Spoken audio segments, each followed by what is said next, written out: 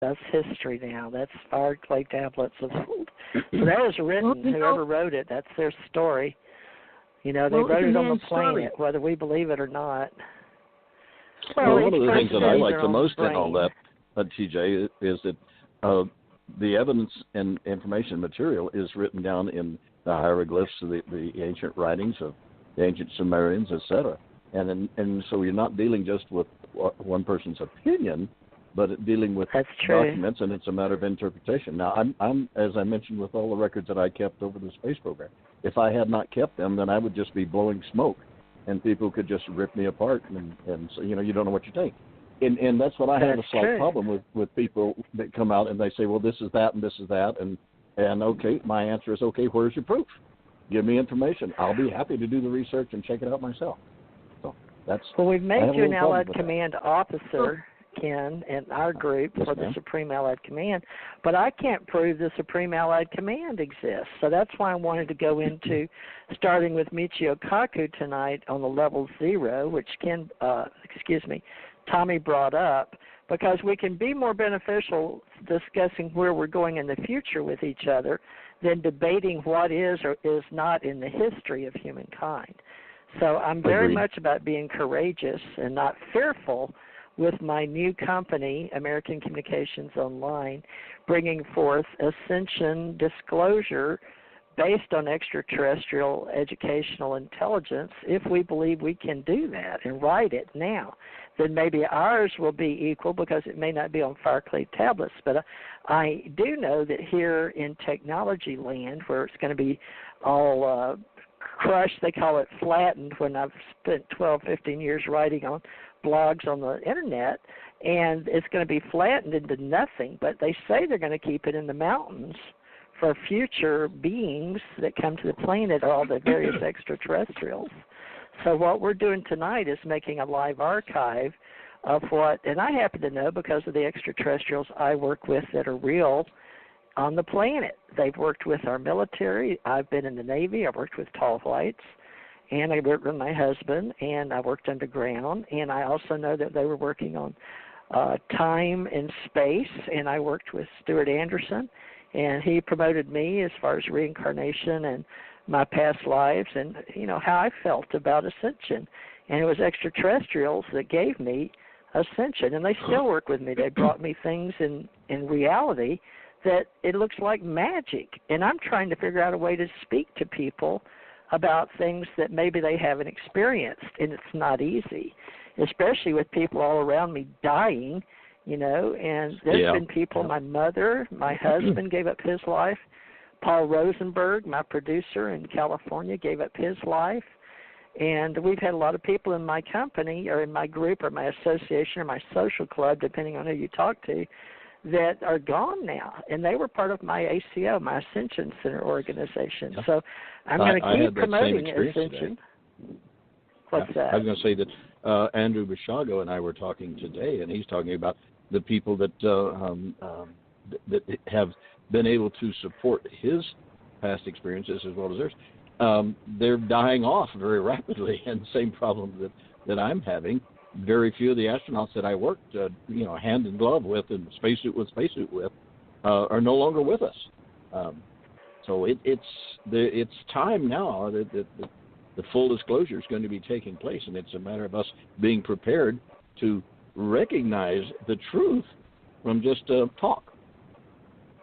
Well, tell us how Andrew's doing, because Andrew had his eyes worked on. And let everybody know how Andrew is doing since you talked to him, because we have a large following of Andrew's people in our Allied Command organization, our Ascension Center, and I email him at least regularly, weekly, and some of the emails you've been in with him. So how is he doing? Well, I talked with him about 3 hours ago, as a matter of fact. He now, very quickly, let you know, I also... I was born with 2010, 2015 vision. I mean, I could see the hawks trying to look at the Earth from where they were. But then due to the military and problems and things like that, my vision got down so bad I was wearing trifocals.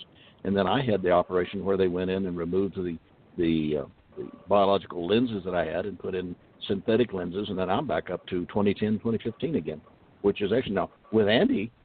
Andy has his and of course now you're talking about almost 20 years of more technology improvement over what I had done. They've done the operation on both of his eyes. He had reached the point where he couldn't even drive a vehicle because of his vision was so far gone. And now they've removed and replaced lenses. They're now cleaning up the cataract operations. Both eyes have been fixed. He's now in the recovery stage, and according to the doctor, says he's right on schedule that by September he should be almost fully healed and ready to go. So I'm happy for him. His experiences, very interesting that the hypnotic regression experiences that I had are coming in, and about the same things that I hadn't even heard from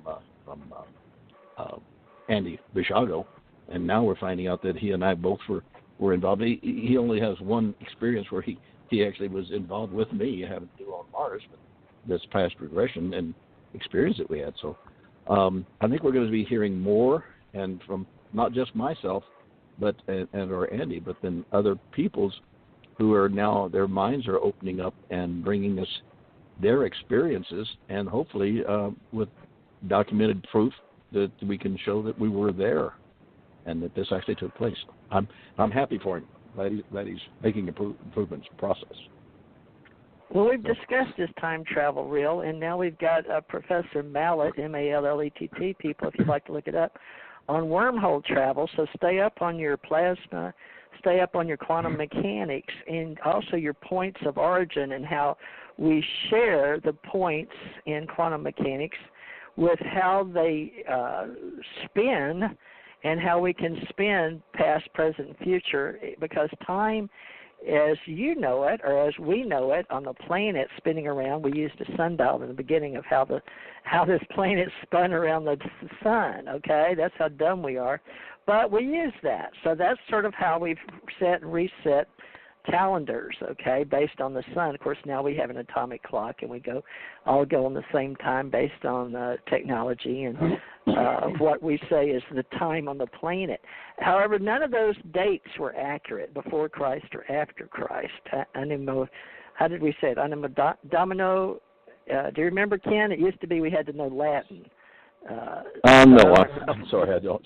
Something before Christo, but I've forgotten all my Latin. Oh, my God, it's because we don't use it anymore. So that's the point, folks. When we stop using our words in relating to each other, then it's just lost. But we can talk about all the things that have happened to us in this reality. And Andrew is in our group of the reincarnationists, like Tommy calls it, reincarnationists, because he believes he had past life souls with Abraham Lincoln, whether you want to believe it or not. David Wilcock believes he might have been Edgar Casey, whether you want to believe it or not, it's up to you, or not. But, whether we believe these people or not, like Tommy says, he was a past lifer with Jesus, whether you believe him or not. He was a woman.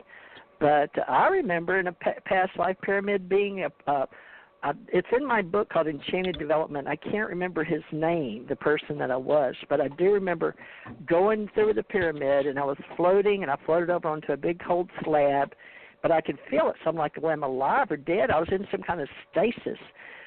But when I reached that cold slab, something very magical happened, and a big black bird came over me, and I changed. So apparently I came alive, and they suited me, and I went into this big room under the palm of the Sphinx. Of course, how would I know that? But I was underneath where it was, and I could see. I was like all-seeing eye kind of experience, but I was huge, and I know that they called me Thoth. So I believe just like everybody can be it's like a mirror that was broken and spread all over the world. Different shards of DNA or memories can be spread out throughout our cosmos and the universe. Because these memories, where do they come from? Are we really experiencing them? Is Tommy really telling the truth? He thinks he is about being in a past life, but to other people, they'll lock him up, put him in a mental ward, because that doesn't make sense. It's not logical. It's not in this it doesn't fit their logic. process. It does not fit their logic, yeah.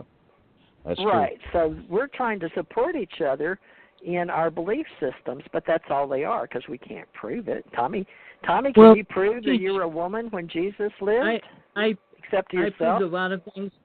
Let me say, I proved a lot of things. I proved things to my doctors as well. I had an operation. I left my body. I told the doctor every single thing that happened, the whole operation. He was one of the top surgeons in New York City, working at Lenox Hill. And after I told him, he was blown away. He came back. He came up into my room to talk to me for a couple hours.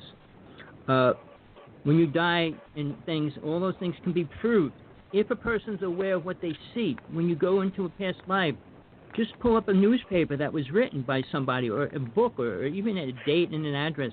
There's many children coming out now. They didn't have those when I was around, Tommy. No, they didn't have what? Same here. You got to go back a lot further than when that. I was those. Well, we're talking thousands and thousands of years ago, right? They didn't have newspapers when Jesus was around. Well, they had documents when Jesus was alive. That's 2,000 years ago. It was most of it was hearsay. They didn't write back then. Skin. Very few scribes. Very few. There was scribes. A lot of writing. Jesus only had 2 people that could write with him, so it's not like everybody could write a story about Jesus. But there was 40 Gospels written after that, within 100 years.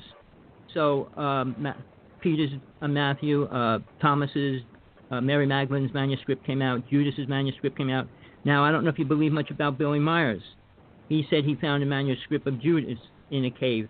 I think the aliens gave that to him because I read it, and what he says is partially true. Yeah, that was about me, TJ. That was about me. Well, if it was partially true. I believe it. That was one of my lives. You know, but I believe TJ, I'm one of those people back in the Nordic times. Let's say that's all it is memories. And do we want to stick together as souls? Because this is about souls, humanity, and why do we have soul memories? Why do we have soul memories? The only thing that matters is your awareness and where you're going to go when you die. It doesn't matter what anybody else says or believes, because they're not probably going to even go where you can go. Or they might go further than you. I've noticed that when people die, my husband and my daughter died. I mean, that was terrible for them. Their bodies and their minds were different, and they were totally, I mean, it's terrible to be aware that you're dying. And I don't want that for anybody, to have a slow death in a hospital. But it's not fun to be the one standing there living with them knowing they're dying and saying goodbye. Right. It was terrible for me. I'm still in bereavement. And folks, I know you're probably thinking how inhumane I am, even doing a radio show when my daughter just died less than a month ago. She died on the 16th, but I was with her the 14th and the 15th. The 15th, she was happy out in the sun. We were talking about doing the ACE Metaphysical group here in Gulf Breeze. It was also happy. The last thing she and I talked about, last conversation before she bled out, was about what I'm doing right now, the ACE Metaphysical Institute and the ACO Club of Metaphysicians. So she was so happy because she and I were going to have it. Go ahead. You're very blessed that you have that, and that you were able to step back into it, because it was extremely difficult with my son's death, because he was murdered, and that's something that you can't live with. I mean, you don't understand. There's no understanding to it, and to have survived that, and my wife Fran and I, we've created a miracle just in that. And I have been in contact over the past 20-something years since then with my son. And the fact that he was doing his best to help solve on the other side. He was always telling me that he's trying to solve it and why and all the stuff took place. And finally, he says, Dad, it's not all that important anymore. He says, I understand that to putting the person in prison or what have you that was responsible for it. He says they will get their rewards. He says, meanwhile, I'm moving to a higher plane. There are more things that I have to be doing right now. But he says, I'll check in on you from time to time.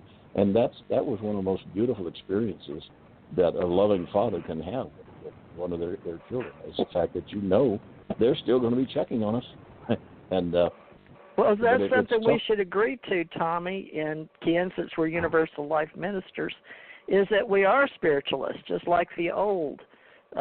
Why we are spiritualists, because we believe in soul and we believe in life after death. And spiritualists like us, they've always had seances,